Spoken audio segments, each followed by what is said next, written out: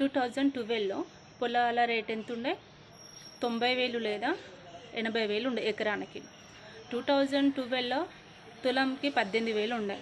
అప్పుడు 2012లో పెళ్లి చేసుకునే అమ్మాయి వాళ్ళకి 18 తులాలు లేదా 12 తులాలు బంగారం పెట్టిరు. చాలామంది అంటే ఎవరి స్థాయిని బట్టి ఎవరి స్తోమతను బట్టి వాళ్ళు పెట్టుకున్నారు. అప్పుడు అమ్మాయి బంగారం వద్దు, నాకు పొలమే కావాలి అని అనుకుంటే 3 ఎకరాల పొలం వస్తుండే.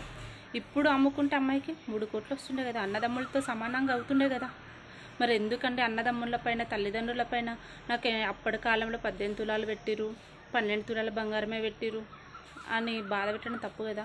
వాళ్ళ పైన మళ్ళీ కేసులు వేస్తారు డబ్బులు ఇవ్వట్లేరని. మనకు అప్పుడు అమ్మ వాళ్ళు గోల్డ్ పెట్టకపోతే భూమి ఇప్పిస్తుంటే ఇప్పుడు మనం కూడా 3 కోట్లకైనా అమ్ముకునే వాళ్ళం, లేదా మనం అలానే ఉంచుకునే వాళ్ళం మన తల్లిదండ్రుల పేరున. ఒకవేళ భూమి అన్న వాళ్ళు అమ్ముకున్నా వాళ్ళు ఎంత